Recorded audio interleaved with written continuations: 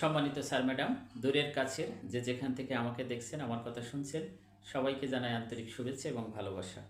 গতকাল শিক্ষা মন্ত্রণালয় থেকে অর্থাৎ মাউসি থেকে একটা নোটিশ জারি করেছে। সেখানে যারা খেলাধুলা করাননি অর্থাৎ বার্ষিক ক্রীড়া প্রতিযোগিতা যে সমস্ত প্রতিষ্ঠান আয়োজন করেননি তাদের উদ্দেশ্যে একটি নোটিশ জারি করা হয়েছে। এখানে নোটিশটা একটু খেয়াল করুন, আমি পড়ছি।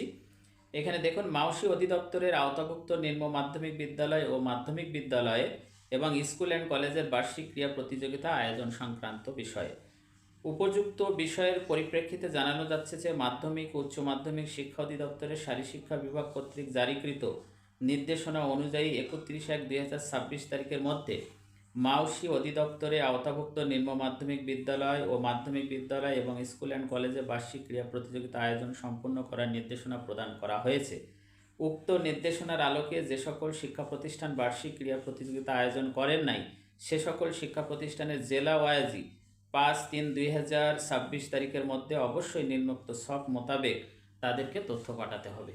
তার মানে যারা এই যে বার্ষিক ক্রীড়া প্রতিযোগিতা আয়োজন করেননি, সে মানে শিক্ষা মন্ত্রণালয়ের নির্দেশ অমান্য করেছেন, তাদের কিন্তু জবাবদিহি করতে হবে। এটা কিন্তু নতুন করে শুরু করে দিয়েছে, আবার জবাবদিহিতার আয়তায় আনছে। অর্থাৎ মন্ত্রণালয় থেকে যে নির্দেশনা আসবে এই নির্দেশনা সবার কিন্তু পালন করতে হবে। আর যারা বার্ষিক ক্রীড়া প্রতিযোগিতা পালন করেছিলেন তাদের তো কোনো চিন্তাই নেই, তারা নিশ্চিন্তে থাকতে পারে। তো দেখা যাক কি স্টেপ আসছে ইন ফিউচারে।